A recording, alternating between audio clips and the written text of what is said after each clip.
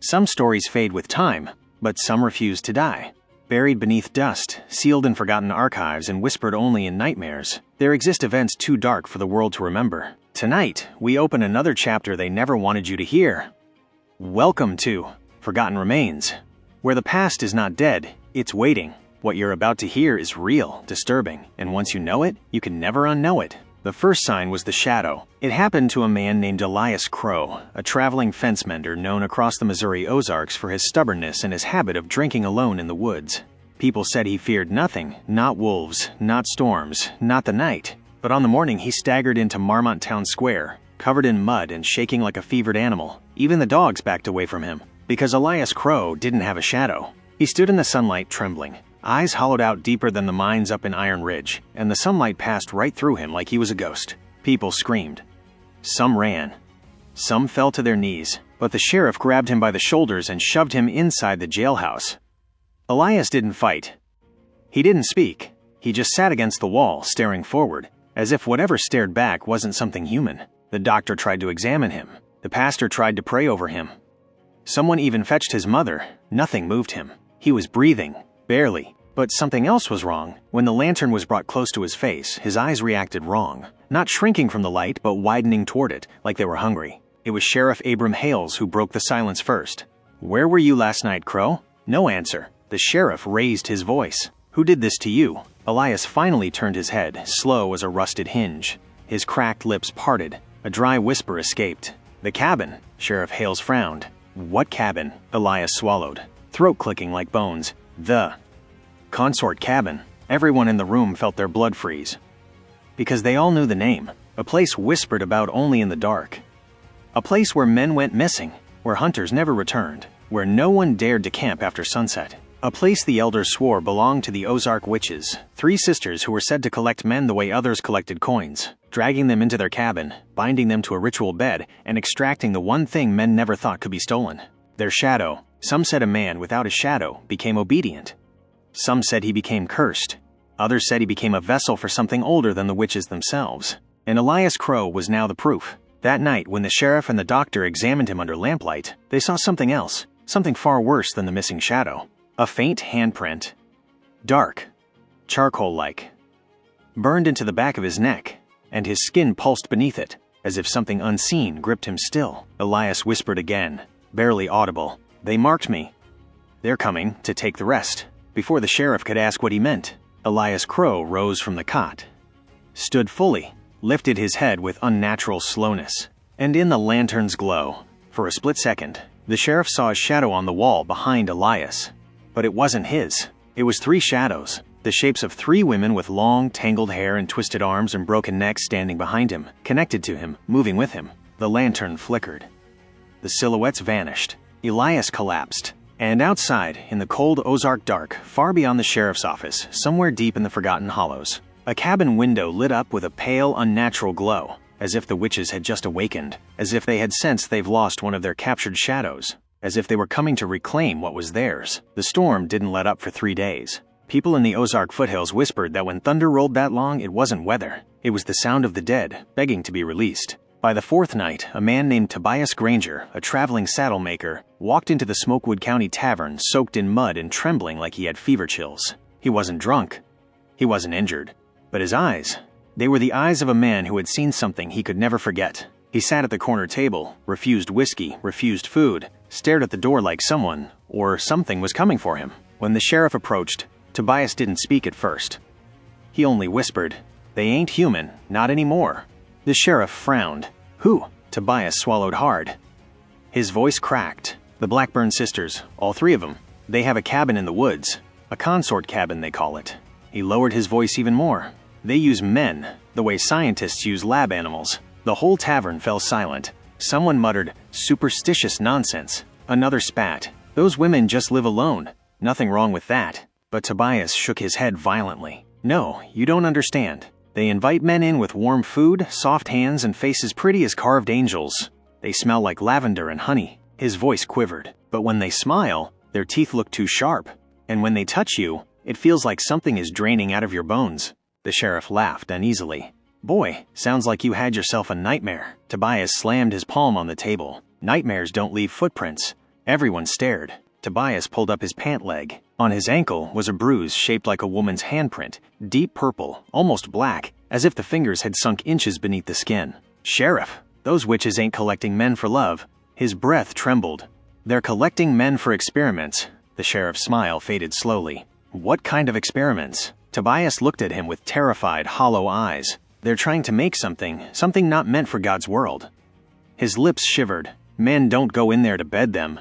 Men go in there to die slow." Someone stammered, "Why didn't they kill you?" Tobias didn't answer. He simply stood up, limping, dragging himself toward the exit like a dying animal. Before leaving, he whispered something that turned every spine cold. "They let me go because they said I wasn't ripe yet." The door creaked closed.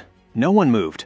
No one breathed. And outside, through the fog, 3 silhouettes stood at the edge of the forest. 3 women, far too tall to be natural, their long hair blowing in a wind that wasn't there. Their pale faces turned toward the tavern windows. Watching. Waiting. The morning after Tobias Granger's warning, Smokewood County woke to a sight that froze the entire town. On the edge of the forest, right where the tree line begins, a row of men's boots was lined up neatly, side by side. 10 pairs. All pointing into the woods, no footsteps leading away, just boots and the smell of dried lavender drifting in the cold air. Sheriff Dalton rode out with 2 deputies. But the woods didn't greet them with birdsong or rustling leaves. It greeted them with silence. A silence thick enough to crush the air inside a man's lungs. Deputy Warren kept glancing over his shoulder. "Feels like the trees are staring at us." The sheriff didn't reply, but his hand hovered near his holster. That was when they saw it. A piece of faded cloth dangling from a branch, swaying even though the air was still. Warren climbed up to grab it. When he jumped down, his face turned white. It wasn't cloth. It was human skin, tanned thin as paper, marked with symbols burned into it. Symbols the sheriff had never seen before, but felt in his bones like a warning carved straight into his spine. The symbols matched the ones carved above the Blackburn sisters' cabin door. "The Consort Cabin," Sheriff Dalton whispered. "We're turning back." But something deep in the woods let out a low humming sound. Not an animal, not a human. Something in between. A sound like 3 voices humming in perfect unison. The deputies looked at each other nervously. Then the sheriff saw something else. A trail of freshly crushed lavender petals leading deeper into the forest, forming a path. Warren took a cautious step backward. "We follow that, and we're done for." But the humming grew louder, vibrating through the trees, shaking leaves from branches. Then the lavender path shifted, rearranging itself, curling, beckoning them. Dalton felt a pressure behind his eyes, like invisible hands pressing his skull forward. A whisper slithered through his mind. "Come," Warren snapped. "Sheriff, stop. They're inside your damn head." He grabbed Dalton's arm, but Dalton grabbed back harder, eyes unfocused, breathing shallow. "It's just a path," Dalton murmured, voice hollow. A friendly path. The humming grew sharper, sweeter, tempting, as if promising warmth, comfort, pleasure, acceptance. Everything lonely men in the Ozarks ever wished for. Warren drew his gun. "Sheriff, listen to me. This is how they take men." Dalton blinked. His pupils widened unnaturally. "It won't hurt to look," he whispered. That's when Warren saw it. A pale hand rising from behind a tree, fingers impossibly long, tapping against the bark, beckoning him silently. Then another hand. Then another. 3 of them, each one tapping the rhythm of that humming chant. Warren fired a warning shot. The sound shattered the forest silence. But as soon as the echo faded, the humming didn't stop. It grew louder, closer, right behind him. Warren spun around and froze. The Blackburn sisters stood just feet away, their faces serene, beautiful, too beautiful, like porcelain dolls crafted by a madman. Their eyes glowed with a dim golden light, swirling like candle flames trapped in glass. Their voices blended into one. "Give him to us, and we will let you go." Dalton dropped to his knees, dazed, whispering, "They just want to talk." His body leaned toward them, as if pulled by invisible strings. Warren stepped in front of him, gun trembling in his grip. "You stay the hell back." But the sisters only smiled, wide, unnatural smiles that split too far at the corners. Their humming shifted tone, and from somewhere deeper in the forest, dozens more voices hummed back. Voices of men. Men who should have been dead. Cold sweat rolled down Warren's spine. He realized then, Tobias wasn't the only one they had released. Some were being kept alive somewhere inside the woods. Changed. And the sisters wanted one more. Dalton. Warren grabbed the sheriff's collar and dragged him back. One of the sisters tilted her head, disappointed. "You cannot save him." "He is chosen." Warren fired again, but the bullet passed clean through them as if they were smoke. Their shapes flickered, dissolved, reformed. And then the forest went dead silent. The sisters were gone, but the lavender path remained. And Dalton wasn't quite the same anymore. His eyes flickered with golden light, a faint smile twitched at his lips, and he whispered, "They're waiting for me." For 3 nights after the encounter in the woods, Sheriff Dalton slept with his boots on. Not because he wanted to stay ready, but because he kept sleepwalking toward the forest. His wife woke up twice to the sound of the front door unlocking on its own. The 3rd night, he wasn't walking. He was crawling toward the porch like a man dragged by an unseen rope. His fingers dug into the floorboards, leaving splinters embedded beneath his nails. He didn't make a sound. His face was slack, eyes glazed with a faint gold shimmer. His wife slammed the door shut and pressed every lock. Dalton simply laid there, staring at the wood as if he could see straight through it. The next morning, he didn't remember any of it. But someone else did, because something, or someone, had left lavender petals on their porch. Deputy Warren came to check on him and found Dalton staring at the horizon like he was waiting for the sun to speak to him. Warren finally snapped. "Sheriff, they marked you. We need to leave this place." Dalton didn't turn his head.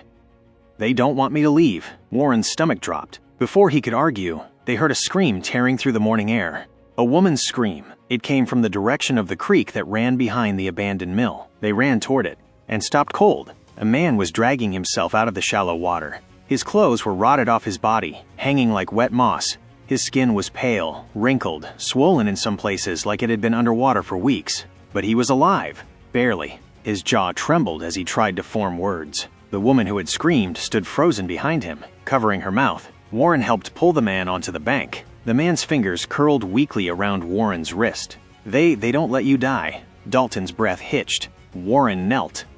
"Who did this to you? Tell me your name, son." The man's eyes rolled back before he forced them forward again.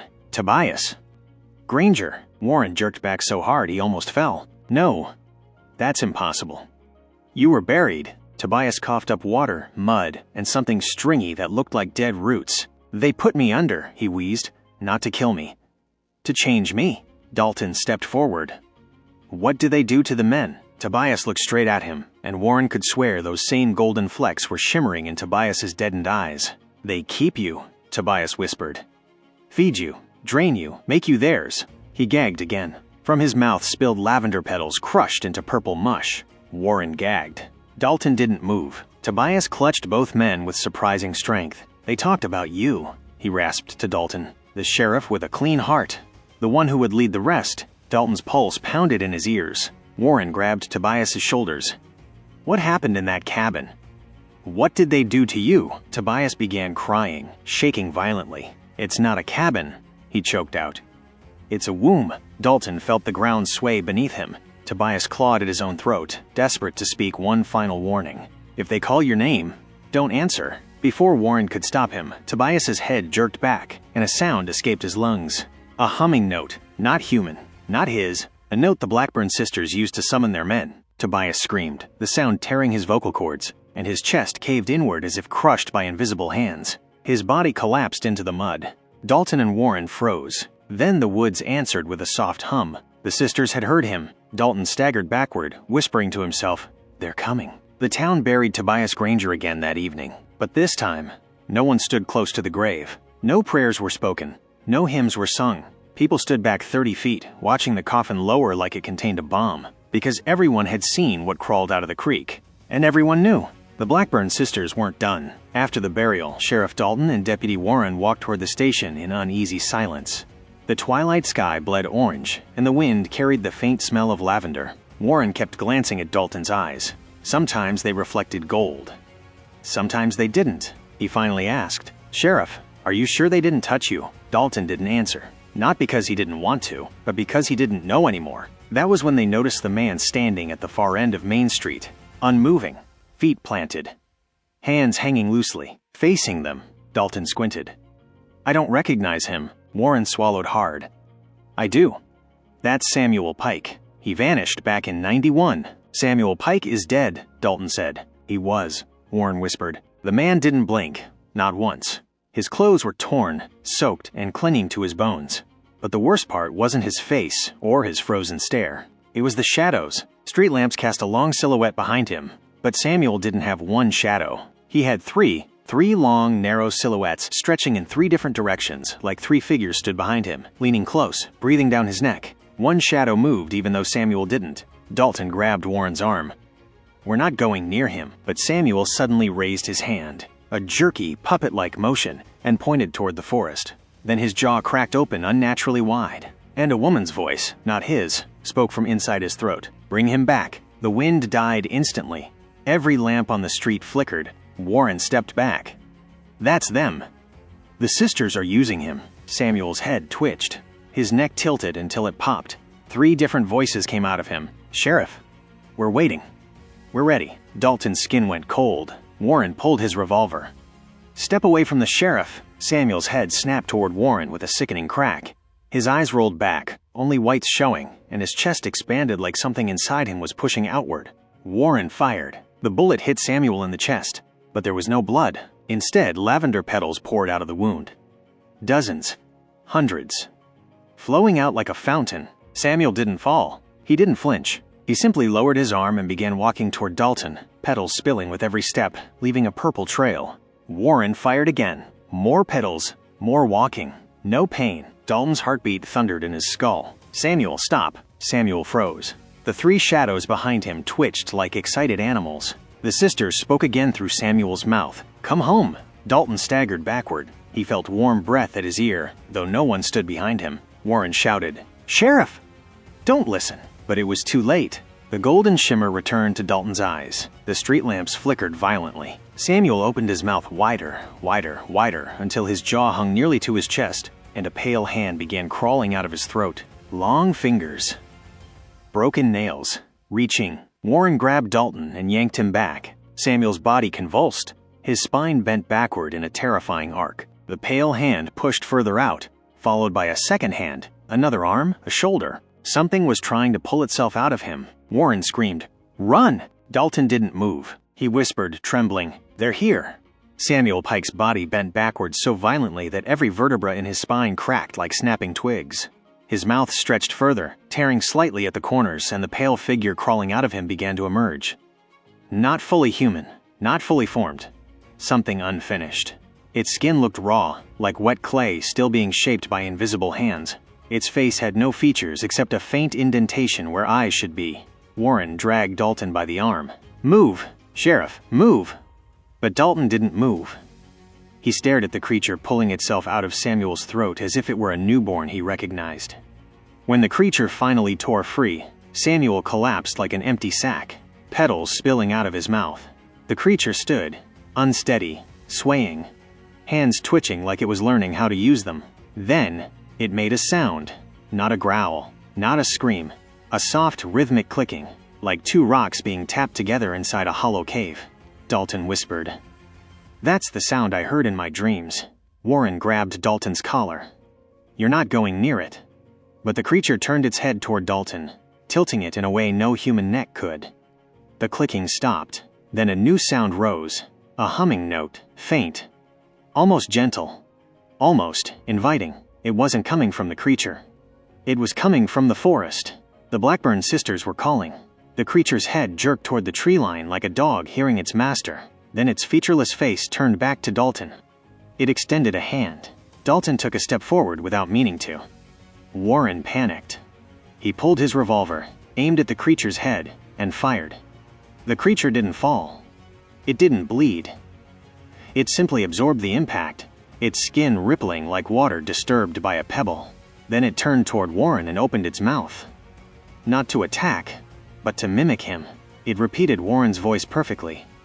"Help me." Warren's blood ran cold. Dalton whispered, "It learns, it copies." The creature took another step forward, moving with jerky, infant-like motions. Its fingers curled and uncurled as though trying to remember what hands were for. Then the humming from the forest grew louder, rising in pitch, rising in hunger. 3 distinct voices. The Blackburn sisters. The creature's body convulsed twice, and then it dropped to all 4s, sprinting toward the tree line with animalistic speed. Warren exhaled in disbelief. Jesus Christ! But then he heard it. Leaves rustling. Branches snapping. The creature wasn't running away. It was circling back around. The sisters weren't calling the creature. They were calling Dalton. Warren spun toward the sheriff. But Dalton was no longer beside him. He was already walking toward the forest like a man hypnotized. His footsteps were slow, purposeful, final. Warren lunged after him, grabbing him again. "What the hell is wrong with you?" "They'll take you."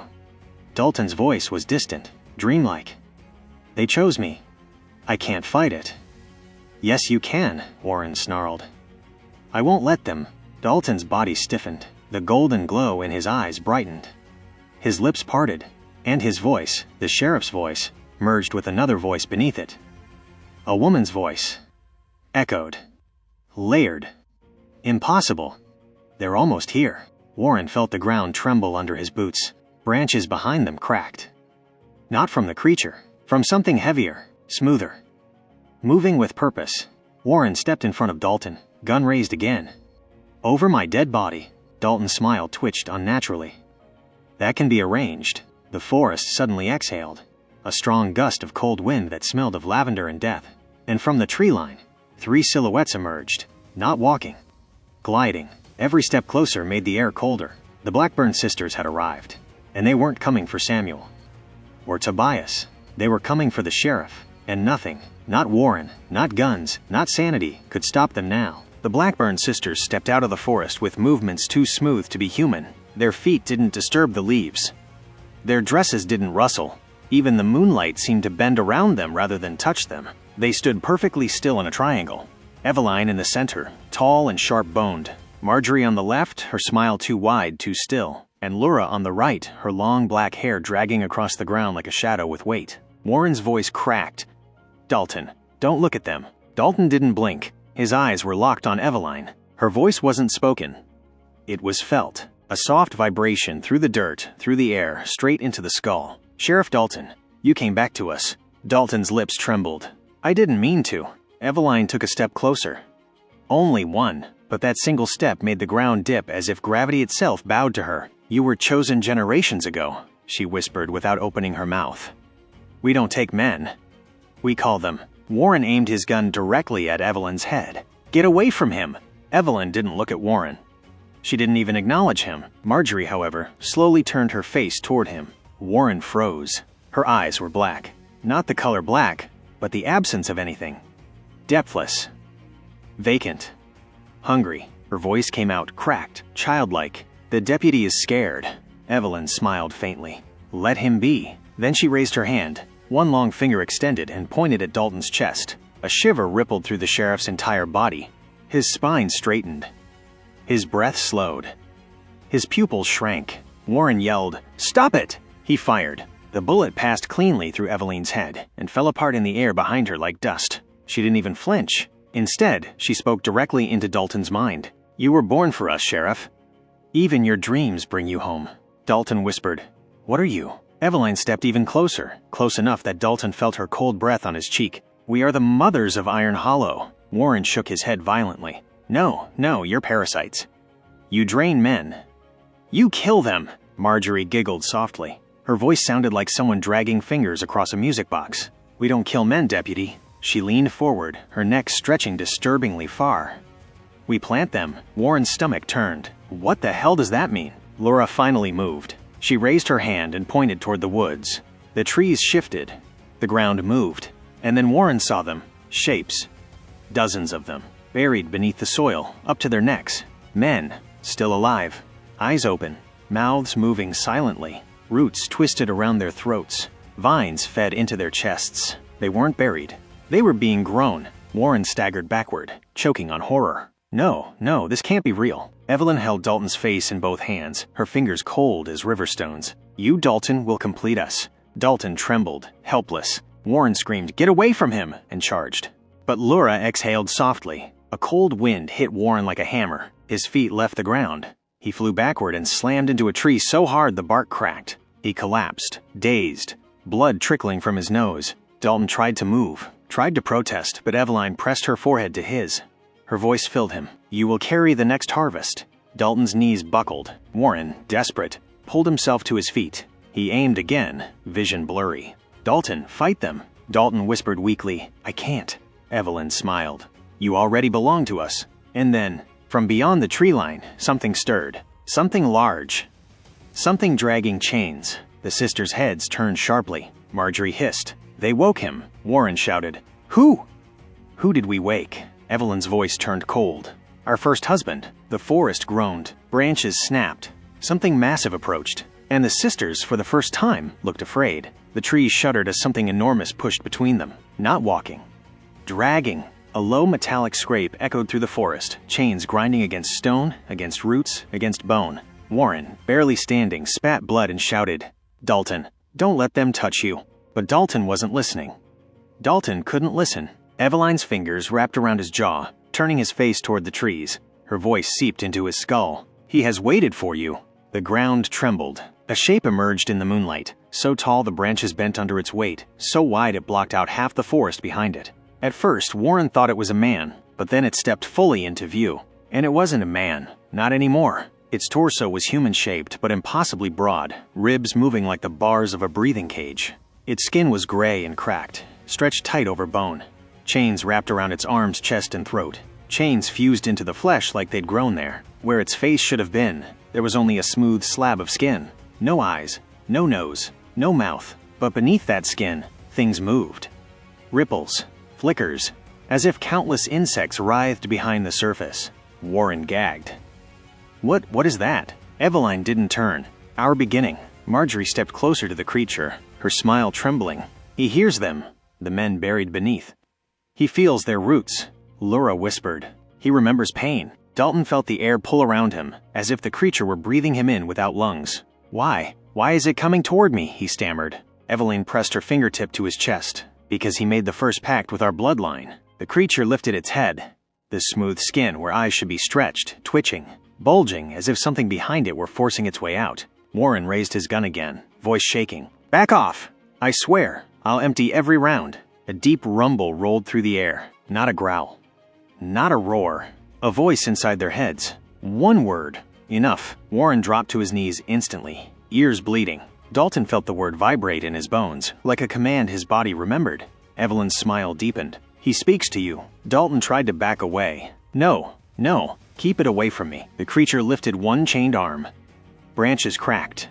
The forest bowed under its movement. It reached toward Dalton, but not to harm him. It reached like a father reaching for a child. Chains dragged across the ground, ringing in the cold night. Warren screamed, Sheriff, move! Dalton couldn't. Eveline held him in place with one cold hand. You are the last of your lineage, she murmured. The last seed from our first husband. Dalton's breath caught. I'm not related to that thing. Eveline's voice dropped into a whisper colder than moonlit steel. He is your ancestor. Dalton froze. Warren whispered, horrified. Sheriff, your family. They're from Iron Hollow, aren't they? Dalton swallowed. My grandfather, my great-grandfather, all of them. Marjorie giggled, twirling a lock of her hair. They were all ours. Laura tilted her head. And now you are. The creature knelt, the ground cracking beneath its weight, and lowered its faceless head toward Dalton. The chains rattled softly, demanding. Expectant. Warren stumbled toward them, desperate. No, Dalton, don't touch it. Dalton didn't move. His body shook violently, his breath stuttering. The creature's massive hand opened, palm wide, waiting for his. Eveline whispered into Dalton's ear. Blood returns to blood. Dalton's hand lifted toward the creature, against his will. His fingers trembled inches from the creature's palm when a voice echoed through the forest. A human voice. Weak. Dry. Strained. Sheriff, run. Dalton's head snapped toward the sound. It came from the ground. One of the buried men, half-rotted. Still alive. His eyes, pale and hopeless, locked onto Dalton's. They'll plant you too. The man's voice broke. They'll grow something from you. Before he could say more, vines tightened around his throat. His body convulsed.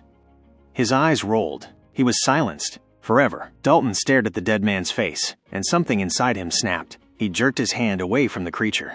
And in the same instant, the creature roared. A silent roar. No air, no sound. Just a tremor that split the earth beneath them. The Blackburn sisters' expressions twisted into fury. Marjorie screeched. He defies US. Laura hissed. Take him! Eveline's hand tightened on Dalton's skull. You cannot refuse. The creature lunged. Warren grabbed Dalton and tore him free, dragging him across the dirt with every ounce of strength left in him. Dalton screamed, Run! Behind them, the faceless giant crashed through the trees.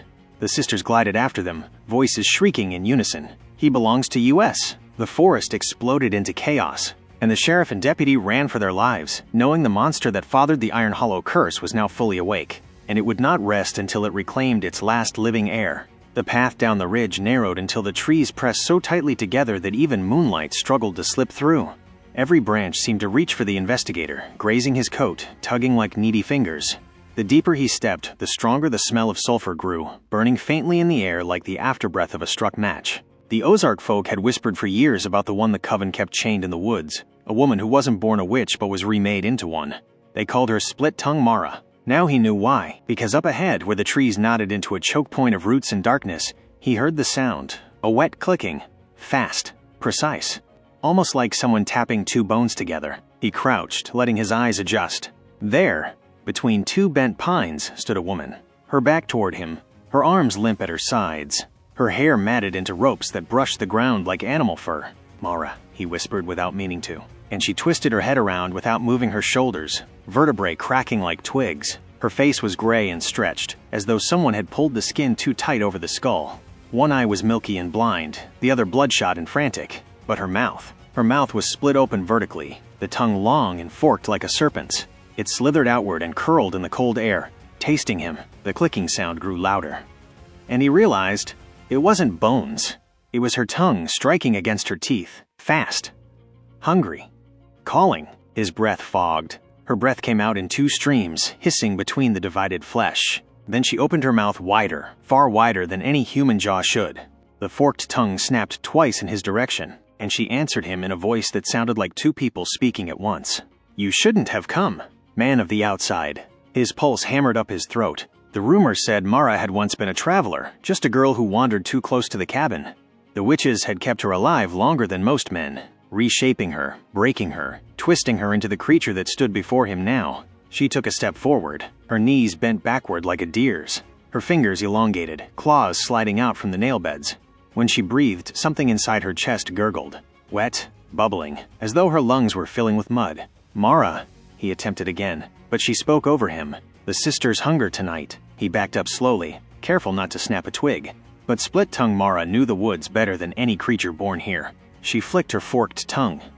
It pointed toward him. "Run." But it was not a warning. It was a command, the kind given by a predator bored with an easy kill. And as he turned and sprinted, he heard her behind him, not running on two legs, not running on four, but skittering sideways like an insect, her limbs contorting and scraping through the brush.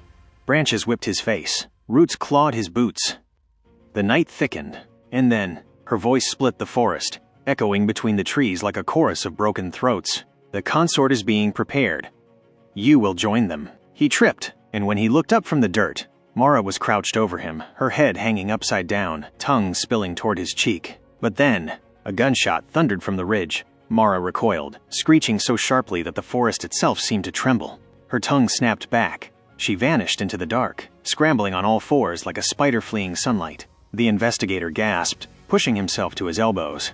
A figure stepped toward him through the trees, a lantern in one hand, a rifle in the other. It was Ellery Tate, the last surviving member of the old Iron Hollow sheriff's bloodline.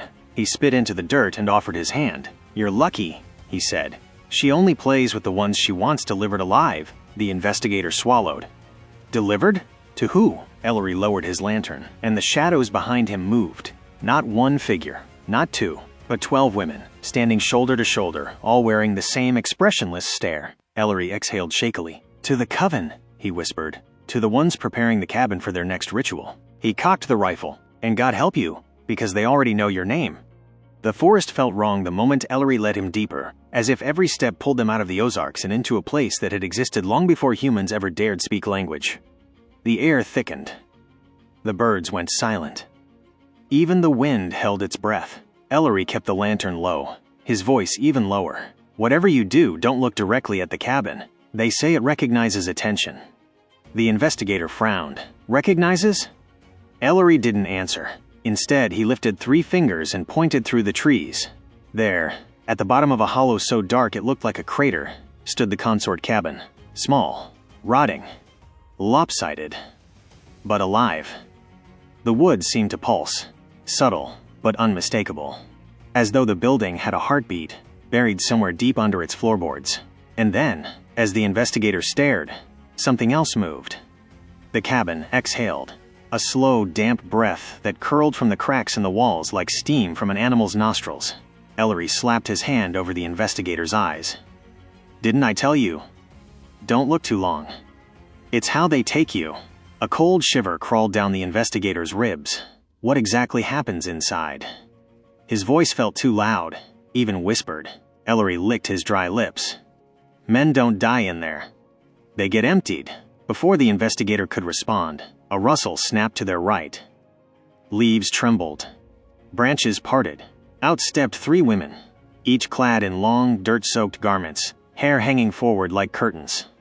But their arms were connected by long strands of braided roots, growing from their skin, intertwining their wrists like they shared one circulatory system. The investigator stepped back sharply. Ellery whispered, "The sisters of the split vein, the ones who start the ritual." Their eyes raised. All 6 pupils locked onto him. And they smiled without moving their lips, as if someone behind their faces tugged invisible hooks upward. One of the women tilted her head and spoke, her voice sounding like something crawling up from a well. "They've been waiting. You smell like the others." The investigator's stomach twisted. "Others?" Ellery tightened his grip on the rifle. "The men the witches chose over the last century. The ones they kept inside that cabin." The center sister leaned forward. "They don't suffer anymore. They just sleep." Her smile sharpened. "But you'll stay awake." Suddenly, the ground beneath them trembled. Not an earthquake, not the wind, but footsteps. Dozens. And out of the shadows emerged the entire coven, women of every age, old, middle-aged, young, all moving with the same slow, predatory intention. The investigator felt his pulse stutter. Ellery whispered harshly, "You need to leave, now." But as they tried to retreat, a figure stepped out from behind the cabin door. Split-tongue Mara.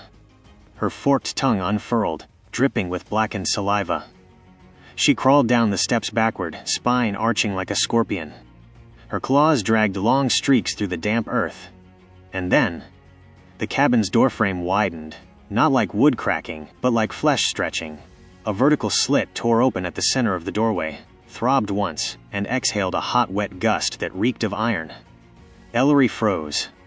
"God, it's feeding." The sisters spoke together. Bring him inside. The cabin needs a consort." The investigator felt hands grabbing him. Cold fingers, warm palms, rough skin, smooth skin.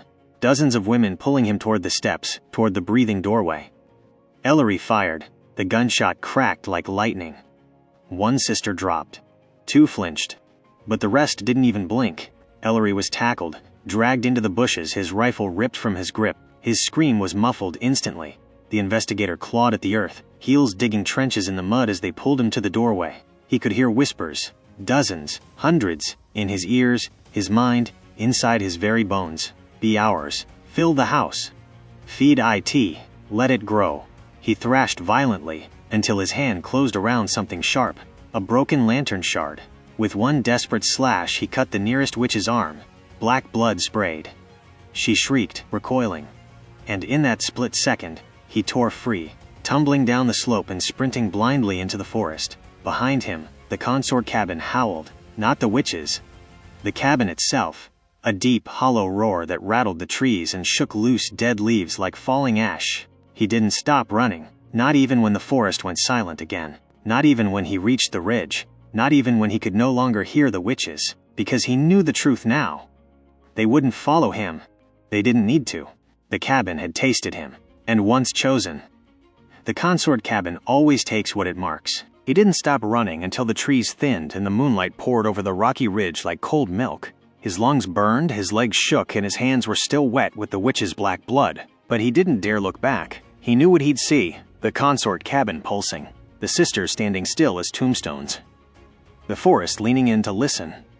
And the black doorway, waiting. He collapsed behind a boulder, chest heaving, trying to swallow air that felt like ice water. For several minutes there was only the pounding of his heartbeat. Then, a twig snapped. He spun around, and saw nothing. Just moonlight. Just trees. Just the whisper of wind. He exhaled shakily.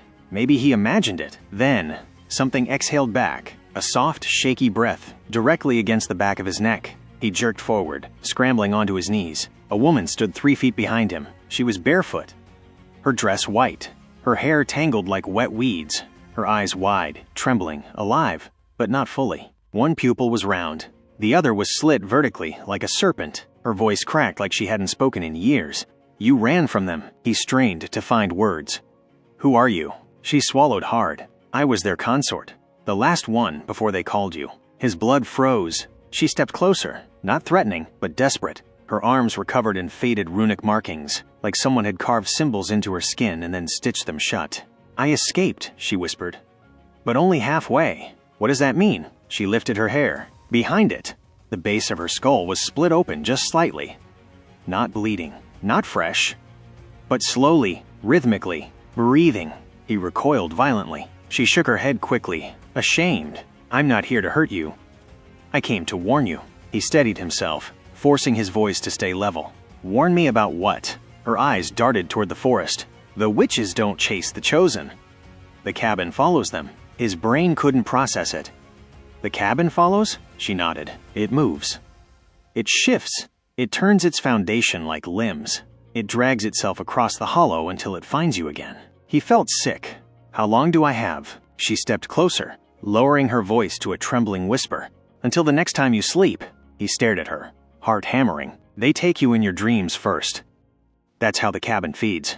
Once you dream of the door, you belong to it." His hands shook uncontrollably. "How did you escape?" Her eyes glistened. "I didn't. I only delayed it." She lifted her left wrist. It was cold. Gray. Not human anymore. "They marked me. I'll hear them forever." She suddenly grabbed his shirt with both hands, her voice cracking with sudden urgency. "But you still have a chance." He tensed. "What do I have to do?" Her answer came instantly. "Don't fall asleep, not even for a minute. Not even by accident." He tried to steady his breathing. "Okay, I can do that. She shook her head violently. "No, you can't. No one can. The moment your eyes close, even for a blink too long, the cabin sees it. And it moves. It drags itself closer. It wears the shapes of trees and shadows." And then, her body jerked as though she'd been yanked by an invisible chain. Her breathing sped up. Her pupils widened. "They're calling me." "What?" She stumbled backward. "They know I warned you. They always know." Her legs buckled. She collapsed to her knees, shaking violently like something inside her was trying to climb out. He reached to help her. Hey, stay with me." But she shoved him back with surprising strength. "Go! Run! If you stay, they'll take you now. Right now. Awake or not." He staggered to his feet. "Come with me." She laughed, a hopeless, broken sound that barely sounded human anymore. "I can't leave. My soul is stuck between them and the house. I'm already halfway theirs." He stared at her in horror. Her back arched. Her mouth opened in a silent, agonized scream. And from the wound at the base of her skull, thin threads began crawling outward, writhing like tiny black worms. He stepped away in terror. Her voice dropped to a whisper, trembling through tears. "I'm sorry. I wish someone had warned me." And with a snap too sharp for bone, her body jerked upright, but her eyes went empty. She wasn't breathing. The thing inside her was. Before he could react, before he could run, before he could scream, another sound rose from the forest. A long, slow, dragging groan, like old wood, being pulled across dirt. The consort cabin was moving. He froze, not because he wanted to, but because his body simply refused to move. The dragging sound coming through the trees was unmistakable now. Not footsteps. Not animals. Not the witches. It was wood. Heavy, soaked, breathing wood, sliding across the forest floor. He could hear it scraping against roots, tugging itself over rocks, grinding through the earth with the weight of a building that should never move. A second sound followed behind it. A deep, rhythmic thump, like a hammer beating on the inside of a coffin. Thump, thump, thump. Each impact vibrated the soil beneath his boots. The woman's lifeless body lay in front of him, her hair spread across the ground like a black fan. Something twitched beneath her skin again. He staggered backward. "Stay dead, please, stay dead." But the woods didn't care what he wanted. The dragging grew louder, closer. He could hear it coming from multiple directions at once, as if the forest were amplifying the sound, bouncing it from tree to confuse him. No, not confuse, corner him. He bolted. Branches slapped his face. Thorns ripped at his sleeves. The cold air burned his throat, but he didn't slow. The forest thinned, and up ahead he saw the old ravine that the locals always warned travelers about. A deep, jagged trench carved out by a long-dead river. He couldn't go around it in time, The dragging sound stopped. Silence fell. Not peaceful silence.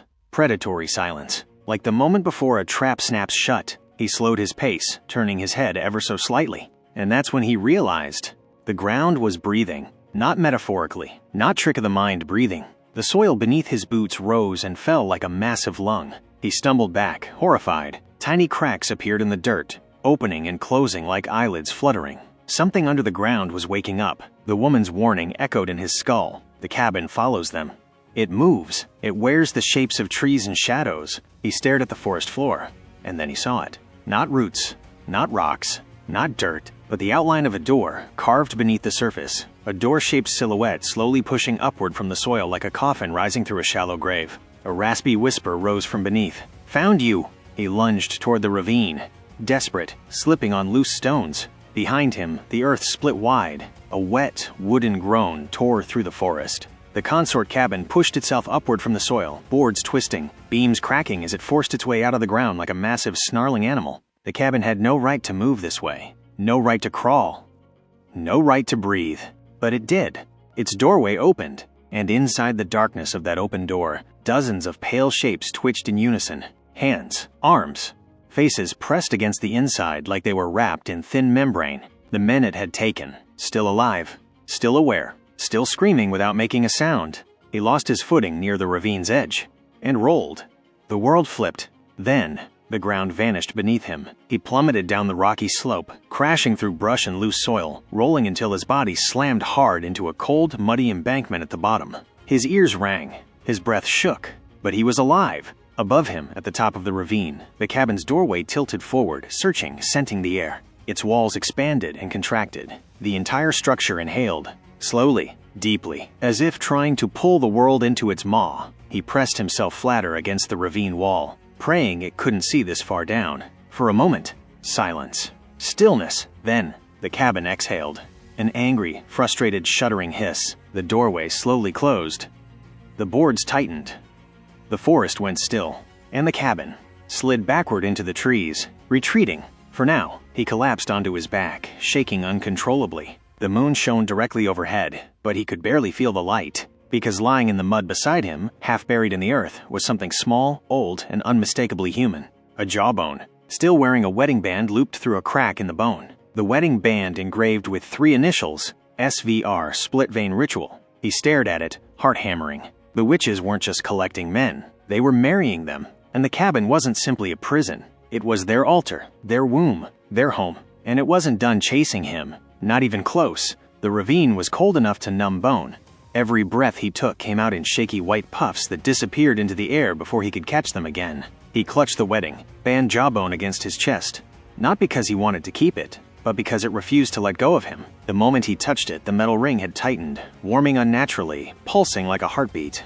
He tried to toss it. His fingers refused.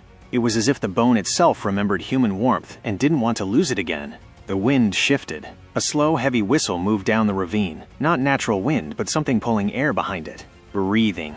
He pressed into the shadow of a fallen oak trunk. The mud slick beneath him. Then, something strange happened. The jawbone twitched.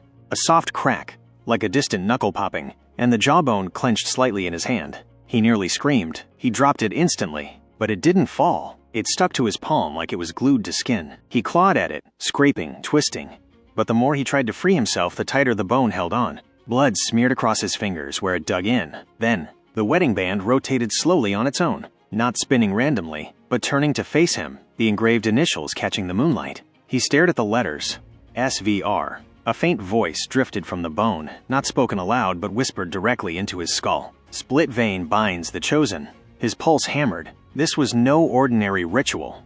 This was a contract. He stumbled away from it, dragging his hand like it was being pulled by an invisible chain. Above him, at the top of the ravine, the trees shifted, not in the wind, but as if something was crawling through them, bending trunks, parting branches with unnatural weight. The dragging sound began again. Slow, patient, closer. He tried to run, but the jawbone jerked his hand backward violently, yanking him off balance. He crashed onto the ground, mud splashing up his cheek. He looked at the bone, and for the first time he realized it wasn't fused to his skin. It was fused to his blood. Thin red lines, hair-thin veins, spread from the bone into his palm, feeding inward like roots burrowing into fertile earth. A parasitic joining. He gagged in terror. A whisper rolled down the ravine. Consort marked. He looked up. On the ridge stood a figure, tall, impossibly thin, spine arched forward like a marionette pulled by uneven strings. Her hair dragged on the ground behind her like a black bridal train. Her arms were too long. Her fingers scraped the dirt. It was one of the sisters, but she wasn't alone. Two more stepped from behind trees, one missing half her face, the other missing her jaw entirely, her tongue lolling down to her chest like a rotting scarf. They stood perfectly still, watching him, swaying gently, excitedly, because he was marked now. He wasn't prey anymore. He was promised. The jawbone pulsed again. He screamed as another thin vein burrowed deeper into his wrist, threading up his arm like a living needle, stitching him shut. The sisters descended the ridge slowly, not walking but sliding, their feet barely touching the ground. He backed away until his shoulders hit stone. The ravine had no exit. He was trapped, their voices braided together into a soft, agonized chant. Bridegroom of Iron Hollow, the cabin awaits, the cabin hungers. He pressed himself against the rock wall, searching desperately for any escape. There wasn't one. The bone in his hand burned. The witches reached the bottom, their movements smooth, animalistic, wrong. They spread out, surrounding him, forming a half circle. Their mouths, those that still had them, stretched into jagged smiles. The tallest witch lifted a hand. A single bony finger pointed at his chest. Her voice was a breath, a hiss, a decree. You are chosen. Your blood remembers the altar. Your body remembers the cabin. He stared at her, shaking, breath broken. No, no, please. But she only tilted her head in curiosity, whispering, The ritual has already begun. The world spun around him. The witches leaned closer. The jawbone tightened. His pulse thundered. And then, a violent snapping crack echoed through the ravine. Not from the cabin, not from the forest, but from inside him. The bone in his hand began to grow, lengthening, shifting, curling like a claw, sinking deeper into his skin, becoming part of him. A mark, a bond, a claim. The witches whispered in unison, trembling with hunger. You are ours until your last breath and after. The ravine filled with shadows as they moved in. He screamed, but the forest swallowed the sound whole.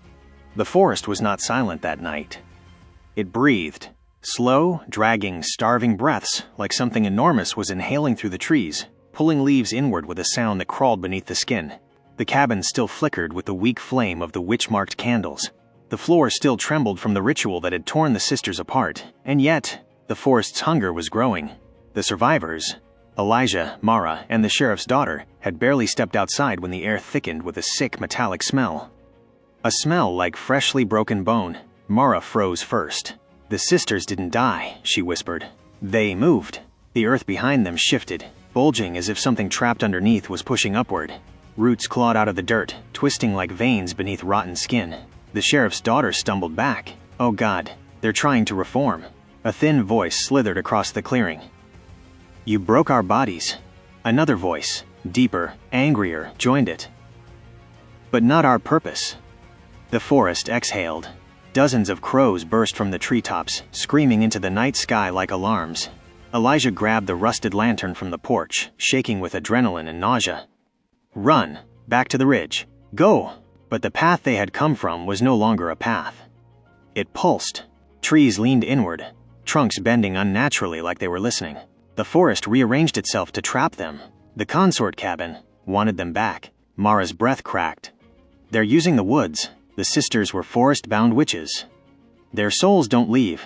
They harvest, Elijah muttered. And we're the crop. Behind them, something wet snapped. A bone-like twig broke, except twigs don't wheeze. A torso, half-formed, half-root, dragged itself out of the soil. A face stretched across it, familiar and horrifying. Etta Holloway, but made of bark and mud, her mouth a gaping split. She looked at them. Roots wriggled beneath her like centipede legs. Her cracked jaw dropped open wider than a human jaw should. Come back inside. The sheriff's daughter screamed. No, it's not even her anymore. Elijah swung the lantern at the creature, the flame licking its wooden skin. It shrieked, the kind of sound that made ribs vibrate. But even as the burning figure fell apart, 3 more bodies pushed upward from the dirt behind it, dragging vines and skull fragments in their wake. The forest was birthing the witches again. Every step the survivors took backward was answered by a new root bursting from the ground. Mara grabbed Elijah's arm. There's only one way, she said. The sisters bound their power to the cabin. We have to burn the place, burn the heart of it. Otherwise they'll regenerate forever. Elijah stared at the cabin through the trees. Its windows were glowing from the inside, as if something was waiting, smiling. The sheriff's daughter shook uncontrollably. Going back inside that place is suicide. Elijah held her shoulders. So is staying out here. A low rumble vibrated beneath their feet. The trees shook in unison. The soil split open, and a wave of roots surged toward them like a living net. There was no more time. All three sprinted toward the cabin, the roots chasing them like serpents, snatching at their ankles, slashing at their legs. The cabin door blew open by itself. A wind sucked inward, pulling them. As they crossed the threshold, the last thing they saw outside was the forest rising. Trees bending, roots writhing, and the half-formed witches crawling toward them like newborn demons. Inside, the door slammed shut. The cabin exhaled again. This time, from the walls, the whole structure breathed, the wooden panels expanding and contracting like lungs. Mara whispered, barely audible, "It's alive. The cabin is alive." And the moment she said it, the candles lit themselves. Every flame turned black, and in unison, the voices of the Ozark sisters whispered, "You are our final experiment." The cabin's walls shuddered, breathing like a creature waking from a long sleep. The black flames flickered violently, casting warped shadows that looked nothing like the three survivors standing inside. Mara stepped backward, her eyes widening at the shifting walls. "Elijah, the cabin isn't just alive. It's listening." The sheriff's daughter pressed a hand to her mouth. Something moved behind the wood panels, slow, scraping, like fingernails dragging inside the walls. Then, slam, slam, slam. 3 synchronized knocks echoed from the floorboards beneath their feet. Elijah crouched, trembling as he placed his palm on the wood. The boards felt warm, and beneath them something was pulsing, like a heartbeat. Mara swallowed hard. "That's not the sisters. That's the men they used." The sheriff's daughter's voice cracked. "They kept them under the floor, alive?" A sudden jolt shook the entire cabin, and the lantern Elijah held shattered on the ground. The flames spread instantly, but instead of burning the wood, the fire bent itself backward. It pulled toward the hallway, like it was being sucked into one specific room, the consort room, the same room where the witches once chained their chosen men, where experiments were done in whispered darkness, where bodies were drained, molded, and fed back to the forest. The door to that room creaked open slowly. No wind. No human hand. Just the house itself, inviting them. Elijah stepped forward, even though every instinct in his body screamed to run.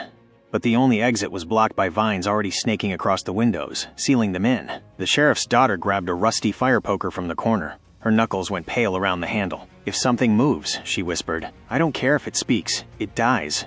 They entered the hallway. The walls were slick with moisture. The floor sagged beneath their weight like a swollen stomach. Mara pointed upward with a shaking finger. "Elijah, look!" Black mold patterns were forming above them, but not randomly. They were shapes. Human shapes. Faces with open mouths. Eyes wide in terror. Dozens of them. The sheriff's daughter covered her face, choking on air. "They're the missing men. The ones the sisters kept. Their souls. They're trapped here," Mara finished. A cold breeze rushed through the hallway, whispering against their skin like skeletal fingers. Then, the door to the consort room swung fully open. A smell hit them instantly. Rot, sweat, old blood soaked into wood. Something else. Something sweet and nauseating, like a perfume meant to fool the dead. The room was dark, except for one candle burning at the center. A candle with a wick made of braided hair. Elijah's voice broke. "That's human hair." Mara stepped closer, throat tightening. The candle's flame burned blue. On the floor around it, carved in desperate jagged lines, were words. "Don't let them touch you. Don't let them choose you. Don't sleep. They want to air. Run if they smile." Before anyone could speak, the candle extinguished by itself. Total darkness swallowed the room. Not normal darkness. This one had weight. Something breathed near Elijah's ear. A woman's voice. Soft? Hungry. Familiar. "You came back to us," Mara screamed. The sheriff's daughter swung the fire poker wildly, hitting nothing but air. The voice circled them. "We need new men. We need new blood. And you brought us 3. The floor sank beneath their feet, dipping like a rotten trapdoor stretching downward. Hands, cold, bony, soil-covered, burst through the wood and grabbed Elijah's ankles, pulling hard. He fell backward, shouting as he tried to yank his legs free. 2 faces rose from the shattered boards, faces he recognized from old sketches pinned inside the sheriff's office. Faces of missing men, but now twisted, stretched, alive only because the witches wouldn't let them die. Their eyes begged for release, but their grip demanded sacrifice. Elijah screamed as they dragged him deeper into the splintered floor. Mara grabbed his shoulders. The sheriff's daughter hooked the fire poker under one man's wrist and pulled with all her strength. The man's skin tore like wet paper. He howled, a sound that wasn't human anymore, and vanished back into the void beneath the cabin. Elijah was pulled free, gasping, but something else rose from the darkness. A figure taller than any human woman, its spine bent backward, its hands crooked like broken antlers, its hair floating as if underwater, the fused embodiment of all three witches. It whispered without lips moving, "Your bodies cannot leave, but your blood can." The door behind them slammed shut, the cabin shook violently, and the creature stepped forward. The fused witch creature stepped into the weak moonlight filtering through a cracked window. The shape was wrong, its arms too long, its neck stretched thin like rope soaked in blood. Its three faces flickered beneath its skin, rising and sinking like drowning souls beneath ice. Mara couldn't breathe. "That's not one witch," she whispered. "That's all of them." The sheriff's daughter slowly lowered the fire poker, her hands trembling so badly the metal tapped against the floor. The creature tilted its head in a series of jerky, unnatural snaps, as if forcing itself to remember how bones should work. Then, it smiled, not with its mouth but through the dozens of grins stretching across its ribcage, teeth pushing out beneath thin layers of skin. The air thickened instantly. The floorboards groaned under their boots. The smell of earth and rot rolled through the room like a heavy fog. Elijah backed away, voice cracking. "What do you want from us?" The creature floated, its feet not touching the ground, gliding toward him like a corpse drifting through black river water. A whisper escaped its throat. "A vow!" Mara almost dropped to her knees. She knew the word. She had read it in the torn journal they'd found earlier, the one hidden beneath a dead tree stump. The vow of consorts, a ritual that bound chosen men to the witch sisters. A ritual that made them husbands, not through ceremony, but through blood taken willingly or unwillingly. The creature extended its hand toward Elijah, its fingers elongated, splitting at the tips into thin, writhing tendrils. Mara grabbed Elijah's arm. "Don't let it touch you. If it touches you, you belong to it. Forever." The sheriff's daughter stepped in front of them both, fire poker raised like a spear. "You want a vow? Take mine." The creature twitched violently, then lunged toward her, but stopped inches from her face. It inhaled sharply, its torso expanding grotesquely, multiple ribs snapping outward like opening insect wings. Then it hissed a single sentence, "You have no value." The sheriff's daughter's hands shook so hard the poker rattled. Mara grabbed her shoulder before she did something suicidal. The creature turned to Elijah again. Every face beneath its skin opened its mouth and whispered the same words simultaneously. "You. You carry their scent. You carry their fear. You are chosen." Elijah shook his head, panic rising in his throat. "I didn't choose anything." The creature's tendrils shot forward, nearly touching his cheek, when suddenly, a loud crack echoed through the room. The floorboards split apart. Roots, thick, black, dripping with sap that smelled like rotting honey, burst upward from the cracks. They wrapped around the creature's legs, pulling it downward. The thing shrieked, a howl so shrill and layered it sounded like 100 women screaming from underwater. Mara stumbled back. "What's happening?" The sheriff's daughter wiped sweat from her face. "The cabin. It's rejecting something." "No." Elijah realized it first. "It's not rejecting it. It's trying to pull us down with it." The roots suddenly shifted, spiraling outward toward the three of them. They slithered like snakes, fast and hungry. Elijah grabbed Mara and ran toward the door, but it slammed shut again, vines crawling across it like a living lock. The sheriff's daughter stabbed at a root heading for her ankle. Her fire poker pierced it easily, too easily. The root burst like a rotten fruit, spraying black sap across her face and clothes. She screamed as her skin began to burn. Mara dragged her toward the center of the room. Elijah looked back. The fused witch creature was now half submerged in the floor, its torso sinking as if the wood had turned into quicksand. But its eyes, dozens of them, remained fixed on Elijah. Every single eye locked onto him like a predator marking prey. "Come with us. Come with us. Your blood belongs here." The voices layered together until the cabin vibrated with sound. Roots lashed around Elijah's legs, tightening with crushing force. He fell to the floor, gasping, clawing at the wood. "Mara!" She grabbed his wrists, pulling with all her strength, her arms shaking violently. But the roots only tightened. The sheriff's daughter, face blistering with burning sap, screamed through the pain.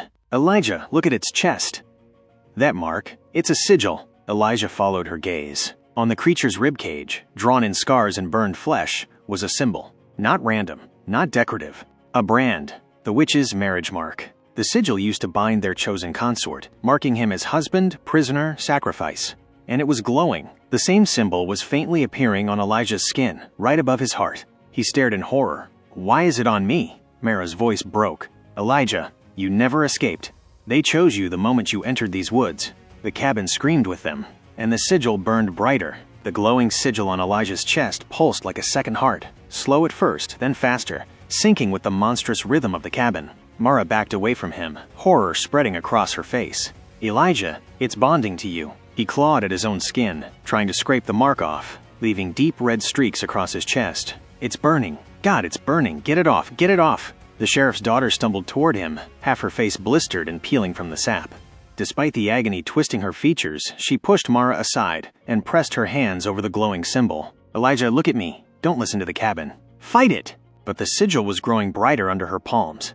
The sheriff's daughter screamed and yanked her hands away, the skin of her palms now seared black. Elijah dropped to his knees, the tendril roots around his legs pulling him down again. Beneath the floorboards, faces rose, half-rotted men with open eyes and mouths. Their voices rose from the cracks. "Join us. Join us. Your place is here." The fused witch creature tried to pull itself out of the floor quicksand, its shape flickering between the three sisters, then back to the horrifying merged form. It reached toward Elijah again. Its voice scraped against the inside of the cabin walls. "You belong to us." Elijah's vision blurred. He saw flashes, visions that weren't his. Men being led into the cabin. The witches placing the sigil on each of their chests. Blood being poured onto the dirt floor. Rituals whispered through rotted lips. Bodies sewn into the roots of the forest. Men screaming as they were pulled beneath the cabin forever. Elijah gasped, jerking out of the vision. They didn't kill the men. They kept them alive. They kept them down there. For what? The sheriff's daughter screamed. Elijah looked at the creature. For their offspring. For the forest. For feeding their magic. Mara grabbed Elijah's face between her hands. "Look at me. You survived the woods before. You can survive this." Elijah held her gaze, breath shaking. But the sigil kept pulsing, louder, sharper, until a crack rippled through the cabin. A doorway formed behind the witch creature. Not a wooden door. A flesh one, made of intertwined roots, sinew, and living skin. Pulsing. Opening. Revealing a hollow underground chamber glowing red like a heartbeat. The creature dragged itself toward Elijah, its spine cracking back into place, its heads aligning. "Come home, husband." Elijah screamed as the roots tightened, pulling him toward the fleshy doorway. Mara and the sheriff's daughter hurled themselves at him, grabbing his arms. The pull was so strong their feet lifted off the ground. "Elijah, don't let go!" Mara sobbed, tears streaking down her dirt-covered face. I'm trying." The sheriff's daughter, barely holding on, spat blood and shouted, "Don't you dare let those witches take you. If they drag you in, we're all dead." But the sigil glowed brighter. The red light from the underground chamber illuminated Elijah's face. He was pale, weak, almost hypnotized. Then, the creature leaned close, its breath cold as winter death. Its three mouths whispered in perfect unison, "Let go, and become ours forever." Elijah felt something snap in his mind. A pull. A longing. An unnatural desire, like something planted inside him months ago taking root. He whispered, "I can hear them calling." Mara slapped him across the face, hard. "Elijah Holloway, look at me. You are not theirs. You are not chosen. You are not their husband." The cabin screamed, a bellowing sound that shook dust from the rafters. The witch creature lunged, its tendrils wrapped around Elijah's torso, dragging him toward the pulsing doorway. His fingers slipped from the sheriff's daughter's grasp. Mara held on alone, arms shaking violently, sobbing, refusing to let go even as Elijah's body was pulled horizontal. The creature hissed. "The vow is sealed," Elijah screamed. A raw, desperate, soul-breaking sound. Mara screamed with him, and the sigil blazed bright enough to blind them all. The roots surged upward. The floor split wide open. Everything collapsed into red, writhing darkness. Then, silence. Total, unnatural silence. Elijah was gone, dragged beneath the cabin, into the witch's chamber, into the place where no one had ever returned from alive. Mara collapsed to the floor, shaking so violently she couldn't breathe. Oh God. "Elijah!" The sheriff's daughter held her tight despite her own burns. "We're getting him back," she whispered. "We're not leaving him to them." But deep beneath the cabin, in the underground chamber, Elijah opened his eyes. And he wasn't alone. A whisper brushed his ear. "Welcome, husband?" Elijah's eyes adjusted slowly to the darkness. He lay on cold, damp soil. Above him, the ceiling rippled like living flesh, roots pulsing with a sickly reddish glow, beating in rhythm with his own heart. The sigil on his chest blazed like a brand. Hands, soft, feminine, cold, brushed his shoulders, his neck, his arms. They felt like icy silk, familiar and terrifying. Mara, the sheriff's daughter. He wanted to call for them, but the voice that whispered in his ear wasn't either of them. It was older, hungrier, smiling. "You're ours now." Elijah sat up in a panic, scrambling backward. What he saw made his breath freeze. The underground chamber was massive, far larger than anything above ground. Circular, lit by hundreds of candles trapped inside glass jars filled with preserved human eyes. And they were all looking at him. On every wall were the men the witches had taken. Some trapped in roots like cocoons. Some half merged into the dirt. Some still alive, their mouths open in silent screams. None of them could move. None could die. And every one of them stared at Elijah as if begging him to run, but his body felt heavier. Not from the roots. From inside him. A weight. A presence. The witch's curse, beginning to settle. A soft hum echoed through the chamber. Elijah turned. The fused witch creature glided from the shadows, its form more solid now, its three faces aligning into a single horrific expression. "You are marked, Elijah." He tried to stand, his legs buckled. The witches smiled, using the stitched mouths across their abdomen. "You cannot leave." Elijah forced out the words, "My friends, they're coming for me." The creature tilted its head. "We know." Above them, the cabin floor rumbled. Screams echoed faintly. Mara and the sheriff's daughter fighting their way through the collapsing house. The witches opened their arms wide, bones popping outward like insect limbs. "Let them come. We need witnesses. We need more blood." A shriek tore through the chamber. Elijah spun around and saw roots splitting open behind him. Mara and the sheriff's daughter fell through the fresh hole in the ceiling, landing hard on the underground floor. Mara gasped, eyes wide with horror as she saw the men trapped in roots around the walls. The sheriff's daughter stood, barely, her entire body trembling from burns and exhaustion. "Elijah!" she cried out, limping toward him. But Elijah didn't move. Couldn't move. The sigil on his chest had turned black, glowing faintly like cooled embers. Mara grabbed his face. "Elijah, listen to me." His eyes were glassy, distant. The witches stepped closer, their voice curling around them like smoke. "He hears only us now." Mara's hands shook so badly she nearly dropped him. "Elijah, please." He met her eyes, for a moment. Just a moment. His gaze returned. "I'm still here." The witches screamed, a sound like bending metal and dying breath. The underground chamber trembled violently. Roots lashed out at Mara and the sheriff's daughter, one wrapping around the sheriff's daughter's throat, lifting her off the ground. She kicked violently, claws of sap-coated bark tightening around her neck. Elijah snapped forward, roaring, "Stop!" The witch's movement froze instantly. His chest glowed again, but not like before, not like theirs. Brighter, whiter, alive. Mara stared at the sigil, shocked. "Elijah, it's reversing." The witches shrieked as if burned, stumbling backward. "You cannot break the vow." Elijah staggered to his feet. "This vow isn't yours anymore." The chamber split with a sound like a tree being torn in half. The roots that once dragged him downward, now twisted around the witches, binding their limbs, choking their necks, piercing their skin. The fused creature writhed, screaming, "No! We made you. We own you." Elijah roared back, "You don't own anyone." Mara grabbed the sheriff's daughter, pulling her free from the strangling roots as the entire chamber began collapsing. The walls pulsed violently, the ceiling began to buckle. Candles shattered, releasing trapped eyes that rolled across the ground like insects scattering in panic. The witches were being devoured by their own roots. The sigil Elijah bore had turned against them.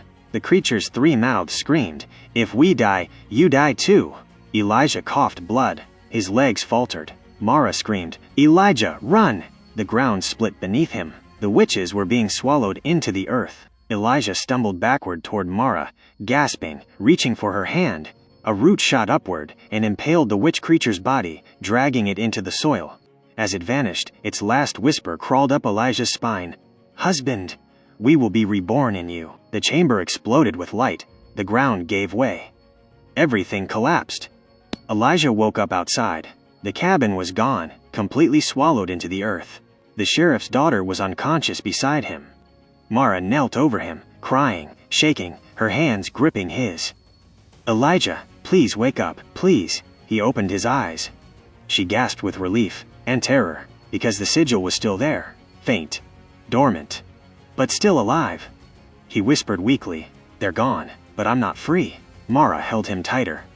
"You're with us. We'll find a way." Elijah looked at the forest around them. Every tree was silent. Too silent. The woods were listening. The sigil burned faintly, pulsing once. And the distant sound of a woman's laugh drifted through the trees. Not one voice. 3. Mara froze. "Elijah, what was that?" Elijah didn't answer. He just stared into the darkness of the Ozark woods. Because he already knew. The witches weren't dead. They were reborn. Inside him. And they were waiting. Watching. Claiming. The story ended. But Elijah's curse had just begun. History tries to hide its darkest wounds, but we uncover what was meant to stay buried. If this episode unsettled you, trust me, the next one will go even deeper. This is Forgotten Remains, where stories don't end, they haunt. Until the next chapter, sleep lightly.